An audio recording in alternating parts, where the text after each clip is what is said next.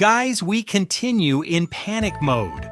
Critics are calling The Mandalorian and Grogu one of the more underwhelming Star Wars movies to hit theaters in years, sitting at 61 to 64% on Rotten Tomatoes, one of the lowest scores in the entire Disney-era franchise. But real audiences walking out of those screenings, they're leaving with huge smiles on their faces, handing it 88 to 89% scores and a solid A- CinemaScore. Theaters are packed with families cheering those quiet dad and son moments, while the reviewers seem to be checking their watches halfway through. Today we're taking a cozy deep dive into exactly why that score gap exists, and why so many of us are walking away feeling warmer and more connected to this galaxy than we have in a long time. Dan here, your friendly guide to the cozier corners of the Star Wars universe. And joining me today, your channel runner, Bill, aka the Name Changer. You'll see why. Oh man, Dan, I've been waiting for this conversation since the credits rolled. These dad moments, they're hitting on a whole different level when you see them up on the big screen. Let's ease into this one nice and slow, like a good cup of calf on a quiet morning. You and your calf. Remember, we're transitioning to Corellian ale, but Revnog fits the energy in this vid better. God, anyway, the movie. Right after the movie dropped, the divide between critics and audiences couldn't have been any clearer. A lot of professional reviews say the same core things. It's basically 3 or 4 extended episodes from the Disney Plus series stitched together into feature length. Familiar formula, relatively low stakes compared to the big Skywalker saga swings, nothing that feels truly groundbreaking in terms of plot. But you step into any theater showing this film, and the energy is completely different. You hear warm laughter rolling through the crowd at Grogu's little antics. You catch genuine cheers during the protective beats. And yes, even a few quiet sniffles when those tender father-son connections land just right between Din Djarin and his little green companion. This movie isn't chasing massive lore explosions or galaxy-shaking political twists that rearrange the entire board. Instead, it's quietly focused on 2 characters we've spent years growing attached to, simply being together again, looking out for each other in that classic lone wolf space western style that made the original series feel so special. And for a huge portion of the audience, especially families and longtime fans, that's precisely the comforting experience we were craving after years of bigger, heavier event storytelling. Danny, after all the big crossover fatigue and high-pressure spectacle we've seen lately, people just wanted something that felt warm and genuine again. This delivered that in spades. Let's unpack this step by step, starting with understanding where those critical voices are coming from. Many of the reviews hit on very similar notes. They describe the film as feeling safe and familiar in its structure. That episodic rhythm we know so well from the show, expanded across a little over 2 hours. Action set pieces arriving at regular intervals to keep the pace moving, but the larger narrative never quite swinging for the fences in the way some expected from a theatrical release. One prominent reviewer went so far as to call it among the most forgettable Star Wars movies in recent memory. Another noted that while the action is bountiful and well executed, the narrative thrust feels a bit threadbare compared to what cinematic Star Wars has sometimes delivered in the past. They were hoping for more ambition, higher conceptual stakes, something that announces itself loudly as a true big-screen event rather than an extension of the television series. Jon Favreau and the team instead chose to double down on the comforting elements that built such a loyal following for The Mandalorian from the very beginning. The bounty hunter code, the quiet moments between jobs, the protective instincts that define Din Djarin. For some critics, that level of comfort simply reads as more of the same, rather than a bold evolution. Bullshit. They act like delivering comfort, and heart is some kind of crime against cinema. This franchise spent so long swinging hard for grand, important storytelling that a lot of us forgot how incredibly good it feels when Star Wars just lets itself breathe and be simple again. Yeah, well said. Comfort doesn't mean lazy, sometimes it means confident.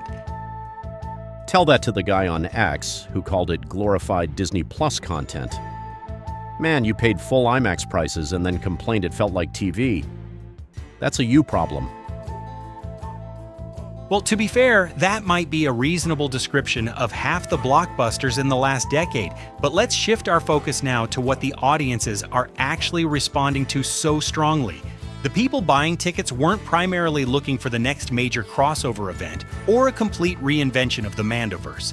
They came to see their armored space dad and his tiny green adopted son back together on the big screen, doing what they do best. Families filling row after row, kids giggling uncontrollably at Grogu's curious little movements and Force experiments, parents sinking back into their seats and relaxing into that familiar Western-inspired galaxy filled with speeder bikes, dusty outposts, and blaster fire in the distance. The film smartly leans all the way into the found family heart that captured everyone's imagination back in Season 1. You don't need to have memorized every single episode of the show to jump right in. The opening sequence gives you just enough context, then it dives straight into the heart of their unique dynamic. And here's where the big screen really makes a difference.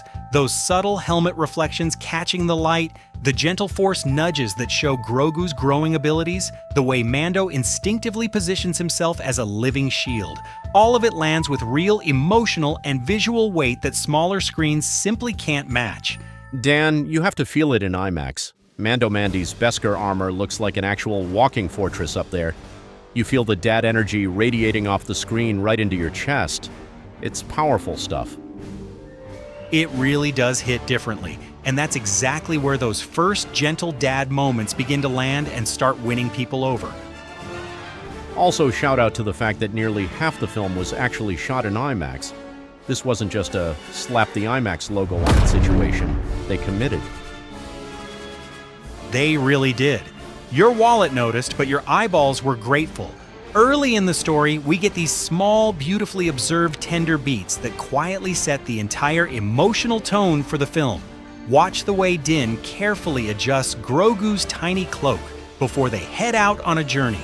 Notice how Grogu looks up at that shiny Beskar helmet with complete trust, like the whole unpredictable galaxy suddenly feels safe and manageable just because his dad is there. Then there's that quiet helmet tap after a narrow escape, a small gesture loaded with meaning. Nothing explosive or flashy, but you can feel entire theaters light up with soft chuckles, warm awes, and parents nudging their kids with knowing smiles. These aren't the loud, save-the-galaxy hero moments that usually dominate big Star Wars trailers. They're the everyday father-son interactions translated into the dangerous life of a Mandalorian warrior. Grogu using the Force in small, helpful ways during tense situations. Mando instinctively moving to shield his little one without even thinking about it. Critics sometimes label these sequences as filler or padding, but for audiences, especially families, they feel absolutely perfect. They remind us of our own protective instincts and the quiet bonds that make life meaningful. That very first helmet tap in the theater, I swear the entire row behind me got a little misty-eyed. It felt like watching any real parent doing whatever it takes to keep their kids safe in a dangerous world. Simple, universal, and incredibly effective. Manly tears, man. The Force is strong with this film. Warm, relatable, and deeply human, even in a galaxy full of aliens and laser swords. I will say, I brought my nephew, who has never seen a single episode of the show. By the end of that first act, he was already whispering, "I love Grogu" at the screen. The movie does the onboarding work so naturally you barely notice it happening. That's honestly one of its quiet superpowers, and as the adventure continues to build, that emotional layer between them only grows richer and more compelling. Moving into the middle stretch of the film, the personal stakes for this little duo start rising in meaningful ways. Grogu begins stepping up more noticeably, tapping into his Force abilities with bigger, riskier applications than we've seen before.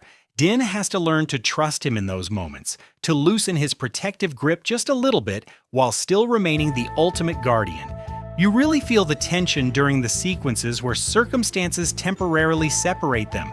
the subtle worry visible even through Mando's helmet in the way he carries his shoulders, the focused determination in Grogu's expressive face, those big ears twitching, tiny hands reaching out. This isn't sweeping galaxy-ending drama with fleets clashing in orbit, it's deeply personal. That classic, "I've got you, kid," energy turned all the way up, but grounded in their unique relationship. These father-son moments get room to actually breathe and develop on the big screen in ways that individual TV episodes rarely could.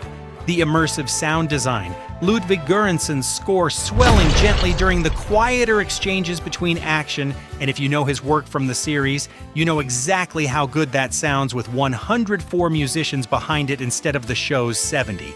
The way the cinematography lingers just long enough for you to feel the weight of their bond. It gives the dad dynamic, real space to evolve and deepen right in front of us. Danny, and when Griggy Grogu steps in to save Mando at a critical moment, I was literally gripping the armrest in the theater. This little guy isn't just adorable cargo anymore. He's true family now.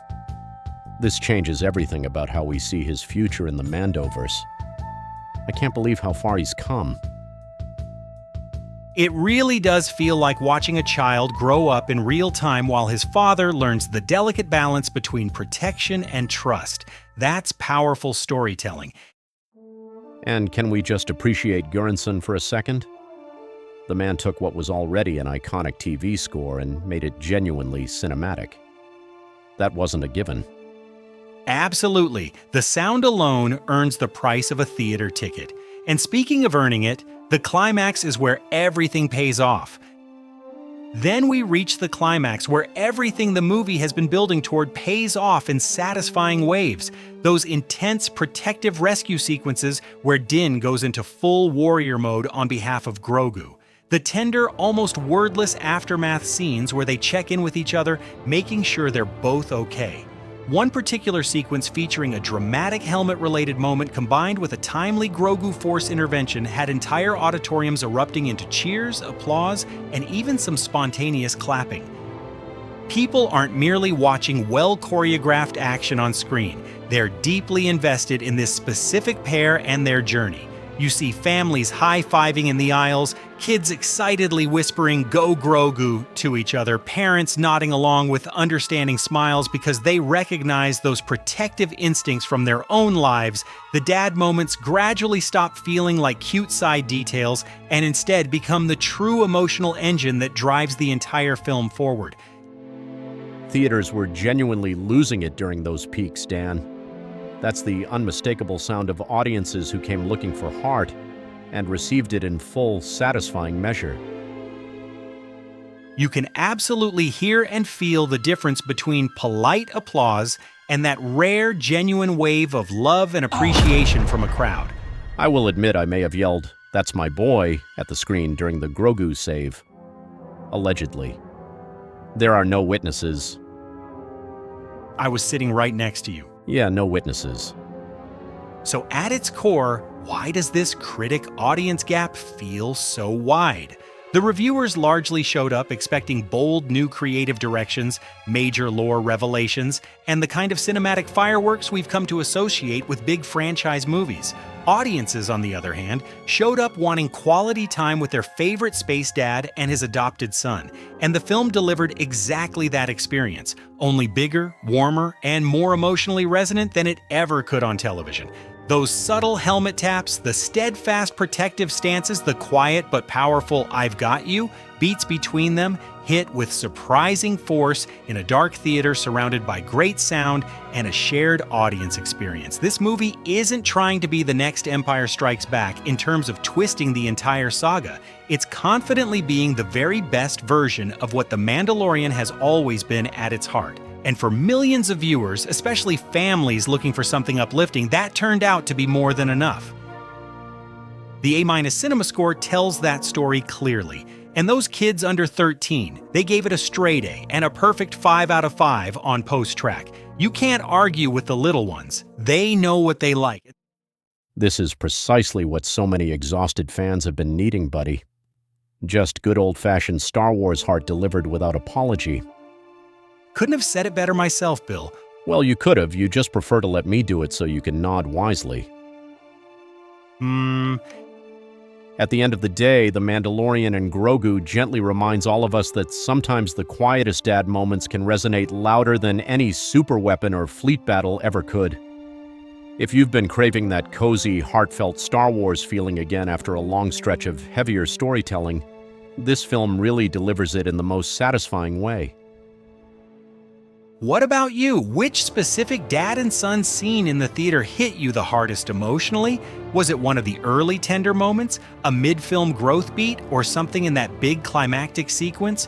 Drop your favorite memory down in the comments below. I genuinely love to hear which parts connected with you and your family. If you enjoyed this relaxed deep dive into why audiences are embracing this movie so warmly, please give it a like, subscribe for more cozy explorations of the Star Wars galaxy, and share it with fellow fans who might appreciate the perspective. We'll be back very soon with another comfortable corner of this universe to explore together. This is Dan signing off alongside my passionate and apparently very loud in movie theaters, Buddy Bill. May the Force be with us all, and remember to keep those helmets polished and your found family close. I said allegedly, Dan. Allegedly.